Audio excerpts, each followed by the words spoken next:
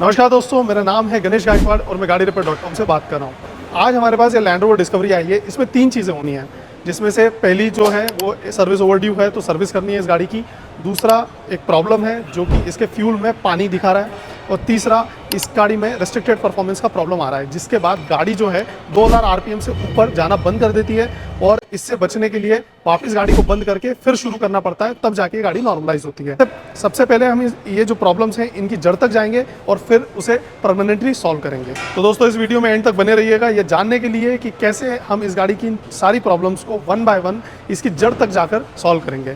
तो आइए वीडियो शुरू करते हैं।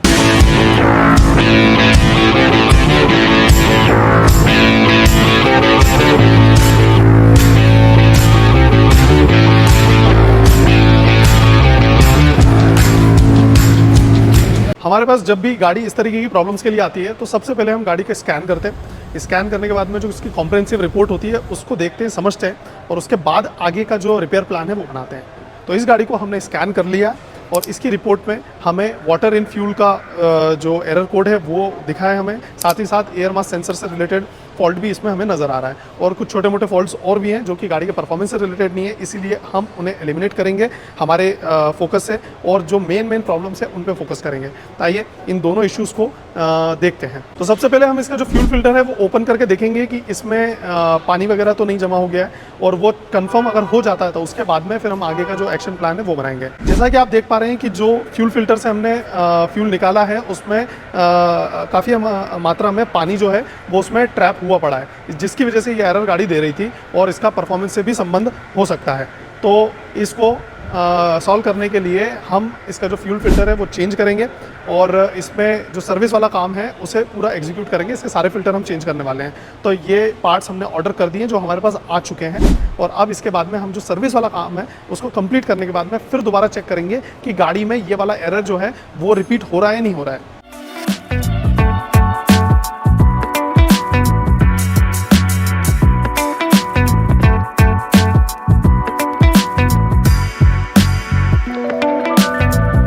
तो अब गाड़ी के सारे पार्ट्स हमने इंस्टॉल कर दिए हैं और सर्विस भी कंप्लीट हो चुकी है। ऑयल चेंज वगैरह, कूलेंट वगैरह सब कुछ बदल दिया है, और अब हम इस गाड़ी का ट्रायल लेकर कंफर्म करेंगे और दोबारा स्कैन करेंगे कि इसमें जो वाटर इन फ्यूल का जो एरर है वो गया है या नहीं गया है।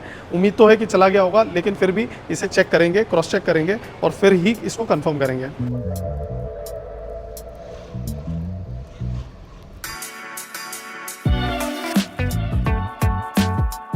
सो गाड़ी का जो सर्विस का काम है वो कंप्लीट हो चुका है, और गाड़ी का ट्रायल भी, और हमने गाड़ी दोबारा स्कैन करके देख ली है, जिसमें जो पानी वाला जो फॉल्ट है वो जा चुका है और रिपीट नहीं हुआ है। तो यहाँ पे फ्यूल फिल्टर रिप्लेसमेंट से इसका काम हो चुका है, और सर्विस के साथ ही ये वाला एरर खत्म हो चुका है।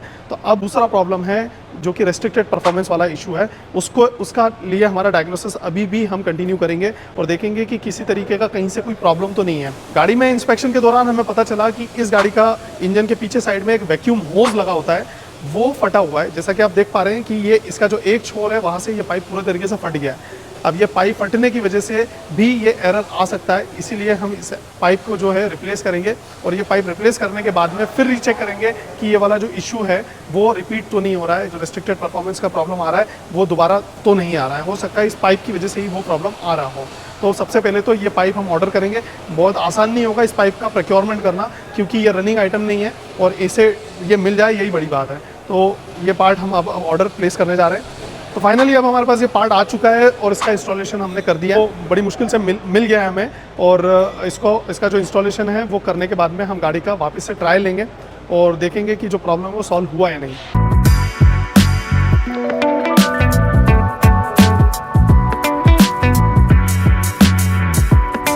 तो गाड़ी का ट्रायल हम ले चुके हैं, और जितना हमने चलाया अभी तक हमें प्रॉब्लम तो नहीं आया है, बट कस्टमर का कहना ये है कि ये प्रॉब्लम जो है हाई स्पीड पे आने लगती है, ना कि स्लो स्पीड पे चलाने में।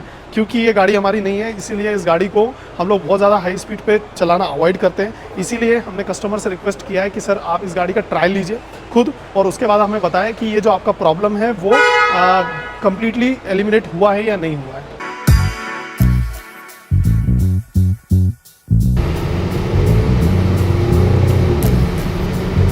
तो कस्टमर को गाड़ी हमने ट्रायल के लिए दी थी, जहाँ पे उन्होंने गाड़ी चेक करके बताया कि जो एरर है अभी भी बना हुआ है और फिर से रिस्ट्रिक्टेड परफॉर्मेंस की प्रॉब्लम गाड़ी में रिपीट हो गई है। अब हमने इसका पाइप भी बदल दिया है, फ्यूल फिल्टर भी बदल दिया है और सारे फिल्टर्स वगैरह बदल के इसकी सर्विस कंप्लीट कर दी है, लेकिन फिर भी ये प्रॉब्लम इसमें रिपीट हो रहा है। इसका मतलब हमें इसका जो डायग्नोसिस है इसको और आगे ले जाना पड़ेगा और समझना पड़ेगा कि इसमें क्या पॉसिबल इश्यू होगा जिसकी वजह से ये इशू आ रहा है। आगे फर्दर और इंस्पेक्शन करने के बाद हमें पता चला कि इस गाड़ी के रेडिएटर के 2 पंखे हैं, जिसमें से एक फ़ैन जो है वो सही से ऑपरेट कर रहा है, बट जो इसका सेकेंडरी फ़ैन होता है ये काम नहीं कर रहा है। ना ही ये एसी चालू करने पे काम करता है, ना ही गाड़ी के गर्म हो जाने के बाद भी ये काम कर रहा है। तो ऐसा हो सकता है कि ये जो सेकेंडरी फ़ैन है, क्योंकि ये सही से ऑपरेट नहीं हो रहा और गाड़ी का टेम्परेचर एक समय बाद बढ़ जाता हो, इसीलिए गाड़ी में रेस्ट्रिक्टेड परफॉर्मेंस का इशू आ रहा है। तो ये हमारा एक एस्टिमेशन है, एक स्पेकुलेशन है। ऐसा हो सकता है कि ये भी प्रॉब्लम ना हो, लेकिन क्योंकि ये गाड़ी घोड़े हैं और इनमें जो प्रॉब्लम्स होती है कई बार मल्टीपल लेवल के डायग्नोसिस के बाद ही पता चलती है। और जैसा मैंने आपको बताया कि हम कोई भी प्रॉब्लम को जड़ से पकड़कर उसको सॉल्व करने की कोशिश करते हैं, ना कि ऊपर ऊपर से कंप्लीट करने की। इसीलिए स्टेप बाय स्टेप हमने सारी चीज़ें करते चले आए हैं।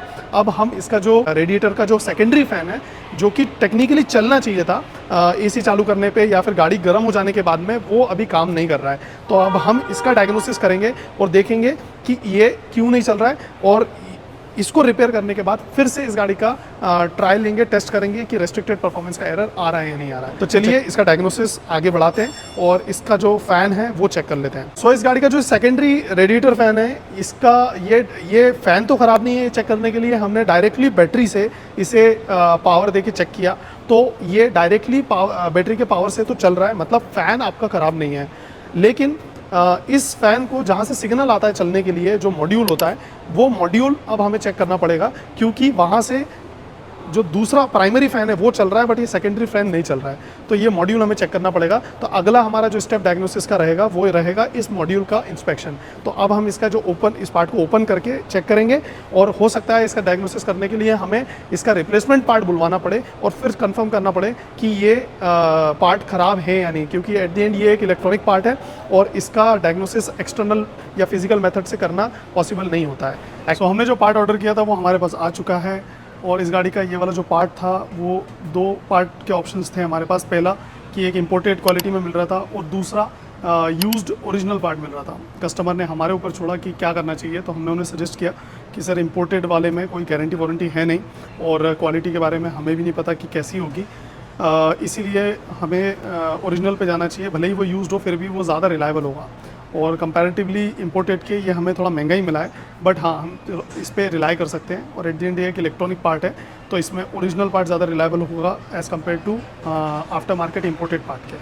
तो ये अब हमारे पास आ चुका है, और अब हम इसको अनबॉक्स करके और इसका गाड़ी में लगा के चेक भी कर लेते हैं कि जो हमने फाइनली डायग्नोसिस किया है वो यहाँ पे कंप्लीट होगा, या फिर इसके अलावा हमें आगे बढ़ के और इसमें डायग्नोसिस करना पड़ेगा।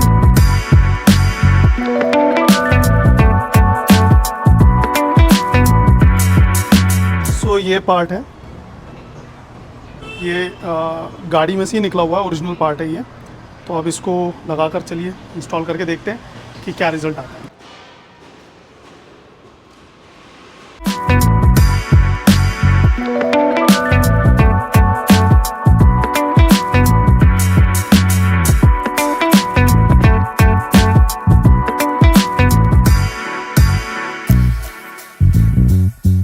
इसको फाइनली हमने इंस्टॉल कर दिया है। गाड़ी स्टार्ट होने के बाद ये दोनों पंखे एक साथ काम कर रहे हैं, जो कि पहले नहीं कर रहे थे, और ये जो पार्ट है ये इंस्टॉल करना और इसे बुलवाना सही रहा। बट हम यहाँ नहीं रुकेंगे, इस गाड़ी को अच्छे से टेस्ट करेंगे और पूरी तरीके से टेस्ट करने के बाद ही अपने इस डायग्नोसिस को यहाँ पे क्लोज़ करेंगे। अगर ये प्रॉब्लम जो रेस्ट्रिक्टेड परफॉर्मेंस का प्रॉब्लम आ रहा है अगर फिर से रिकर करता है, तो हम इस डायग्नोसिस में और आगे जाएंगे और उसको फिर से जड़ से ख़त्म करने की कोशिश करेंगे। तो अब फाइनली हम गाड़ी के ट्रायल पे निकल चुके हैं। कम से कम 25-30 किलोमीटर चलाएंगे हम इस गाड़ी को, और एसी के साथ और विदाउट एसी, और देखेंगे कि ये जो फ़ैन है वो प्रॉपरली वर्क कर रहा है नहीं कर रहा। तो इतना लंबा ट्रायल लेना इसलिए ज़रूरी है क्योंकि इस गाड़ी का जो इंजन है बड़ा इंजन है, इससे गर्म होने में भी समय लगता है। तो जब वो एक बार गर्म होगा और आपका जो इंजन कूलिंग सिस्टम के फंक्शनिंग एक्चुएट होगी, उसके बाद ही जो पंखा है वो चलना शुरू होता है। गाड़ी स्टार्ट करते से ही पंखा नहीं चलता है। सो अब हमने गाड़ी कम से कम 15 किलोमीटर चला ली है।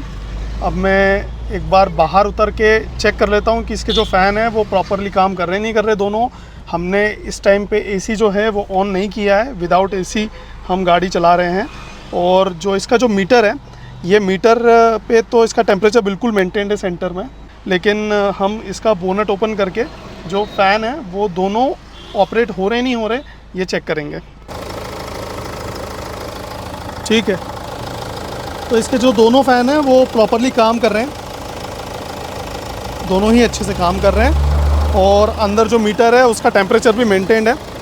और यहाँ पे कूलेंट का जो लेवल है, यहाँ पे भी कूलेंट का लेवल बिल्कुल ठीक है। सो दोनों पंखे जो हैं वो विदाउट एसी चलाने के बाद में अच्छे से ऑपरेट हो रहे हैं, दोनों ही सही चल रहे हैं।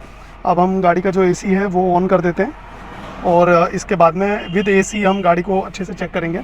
तो फाइनली गाड़ी का ट्रायल पूरा हो चुका है और इसमें जो रेस्ट्रिक्टेड परफॉर्मेंस का एरर आ रहा था वो भी नहीं आया है। और अगर आपको हमारा काम करने का तरीका अच्छा लगा और आपकी गाड़ी में भी आप कोई प्रॉब्लम फेस कर रहे हैं तो आप हमें दिए हुए तरीके से कांटेक्ट कर सकते हैं। मैं मिलूंगा आपसे अगले वीडियो में। Thanks for watching.